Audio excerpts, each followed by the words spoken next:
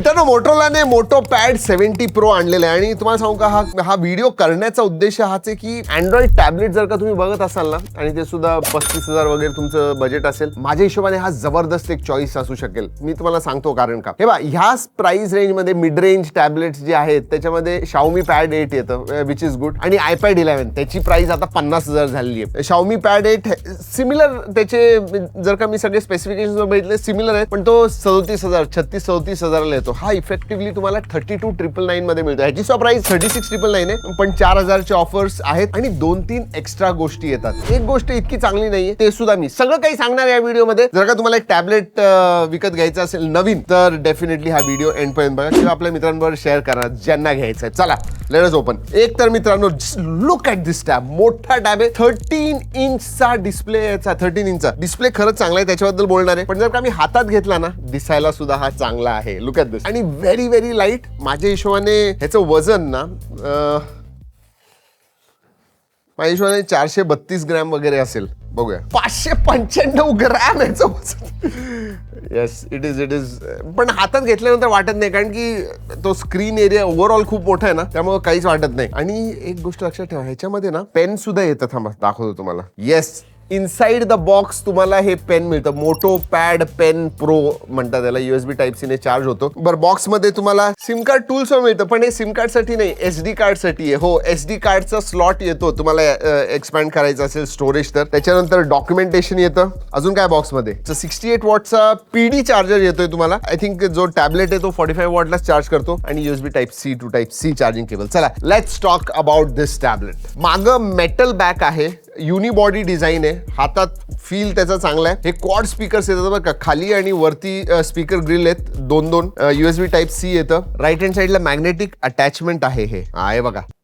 Yes, त्यासाठी नंतर volume rocker आहे, अप अँड डाऊन. वरती ऑन ऑफ आहे. SD कार्ड स्लॉट वरती येतो. लेफ्ट हँड साईडला पोगो पिन्स आहेत. हा 32-33,000 6,000ची ती फोलिओ केस घ्या. You can literally use as a very very portable laptop. Display जर का सांगायचं झालं तर 13 इंचचा मोठा display. 13 इंचचा 144 हर्ट्सचा IPS LCD display. 800 nits brightness आहे, which I think is quite good. म्हणजे इंडोर आणि आउटडोर जरी तुम्ही वापरला ना, 800 निट्स इज क्वाईट गुड. कारण की जनरली काय होतं माहिती का, लॅपटॉपचं बघितलं तर लिटरली 400 निट्स वगैरे असतं. याचं 800 निट्स ब्राईटनेस आहे. डॉल्बी विजन ला सपोर्ट आहे. HDR10 ला सपोर्ट करतो. 99% DCI P3 आहे, त्यामुळे डिस्प्ले डेफिनेटली इज एक्सलंट. जर का तुम्ही बघाल, हॅलो मोटो येतं ते, म्हणजे जेव्हा तुम्ही चालू करता. बेझल्स ठीकठाक आहेत. अरे हो, रेझोल्युशन सांगायचं राहील, 3.5K रेझोल्युशन सुद्धा आहे. जनरली तुम्हाला फुल HD किंवा 2K सुद्धा मिळतं, पण हे 3.5K रेझोल्युशन आहे. आणि 12 बिट डिस्प्ले, त्यामुळं कलर डेप्थ जी आहे ना ती खरंच चांगली आहे. Overall I love the display, there is no doubt about it. चला स्पेसिफिकेशन बद्दल बोलूया. आणि ह्या गोष्टीत मला आवडलेलं आहे, कारण की स्पेसिफिकेशन सुद्धा चांगले आहेत. 8S Gen 4 वरती येतो, ज्याचा अंतुज स्कोर लिटरली 2.3 मिलियनच्या वरती येतो, विच इज एक्सलंट. म्हणजे तुम्ही लिटरली गेमिंग वगैरे तुम्हाला करायची असेल, इव्हन जेन्शिंग इम्पॅक्ट सारखे गेम्स खेळायचे असतील, ते सुद्धा तुम्ही व्यवस्थित ह्याच्यावरती खेळू शकाल. Absolutely no problems. 8/128 base variant येतो.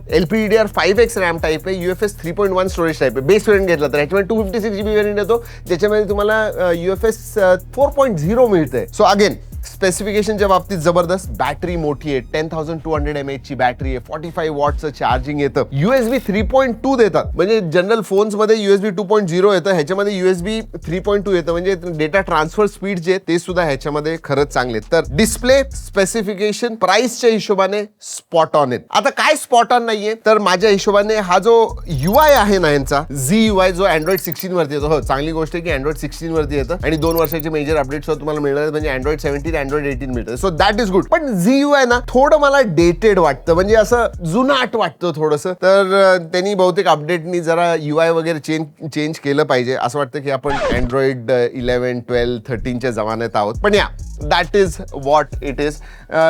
UIचा एक्सपिरियन्स चांगला आहे, पण हो दिसायला थोडं जुनाट आहे, बस बाकी काही नाही. बरं, फीचर्सच्या बाबतीत मात्र सगळेच फीचर आहेत. म्हणजे जेमिनीचं इंटिग्रेशन आहे. AI वगैरे तुम्हाला पाहिजे असेल तर जेमिनीचं इंटिग्रेशन आहे. स्मार्ट कनेक्ट आहे, म्हणजे ॲज अ सेकंड डिस्प्ले ह्याला वापरायचं असेल किंवा तुम्हाला दुसरा डिस्प्ले ह्याला लावायचा असेल, तुम्ही खूप इझिली लावू शकता, काहीच प्रॉब्लेम नाही. PC मोड आहे, म्हणजे तुम्ही जर का फोलिओ केस वगैरे लावली आहे तर लॅपटॉप सारखं तुम्हाला त्याचं लुक अँड फील पाहिजे असेल. फीचरच्या बाबतीत तुम्हाला सगळे फीचर्स मिळतील. तुम्ही एस्पेशली क्रिएटिव्ह असाल ना तर बॉक्सच्या आतमध्ये तुम्हाला हे पेन मिळते. म्हणजे हे सेपरेट जर का आता Xiaomi Pad 8 बरोबर हे पेन येत नाही, हा खूप मोठा डिफरन्स आहे. त्याच्यापेक्षा ह्याला बॉक्समध्येच येतं. So that is a good thing. आणि हा चांगला आहे बरं का. 4000 लेवलची प्रेशर सेन्सिटिव्हिटी आहे. म्हणजे तुम्ही क्रिएटिव्ह असाल, तुम्ही जे ड्रॉइंग वगैरे करत असाल तर जास्त जाड पाहिजे, कमी पाहिजे, तर तुम्ही प्रेशरने ते कमी जास्त करू शकता, which I think works very very well. आणि तुम्ही भरपूर व्हिडिओ तुमचे मीटिंग झूम कॉल्स वगैरे करत असाल तर काहीच प्रॉब्लेम नाही. पुढं 8 मेगापिक्सेलचा आणि ते सुद्धा वाईड ह्याला त्यांनी वेबकॅम दिलेला आहे. जनरली ना काही काही टॅबलेट्स मध्ये इथं देतात, मला कळत नाही का. आणि मागं 13 मेगापिक्सेलचा रेअर सेन्सर येतो, which I think is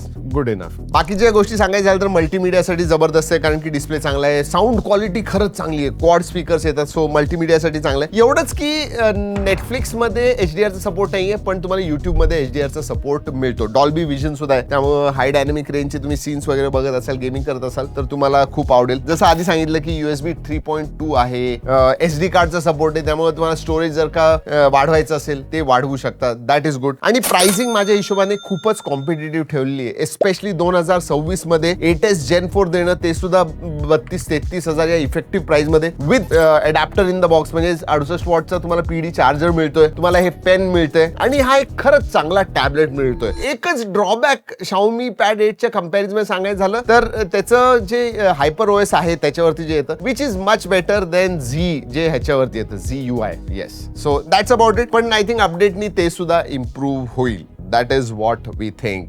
yes, हा आहे मोटोचा Pad 8 Pro. जर का तुम्हाला काही प्रश्न असतील तर नक्की विचारा, आणि मी टॅग केलेला आहे, नक्की जाऊन बघा. हा व्हिडिओ आवडला असेल आणि फायदा झाला असेल तर लाईक करायला विसरू नका. चला मित्रांनो, या व्हिडिओमध्ये एवढंच. पुढच्या व्हिडिओपर्यंत जय हिंद, जय महाराष्ट्र.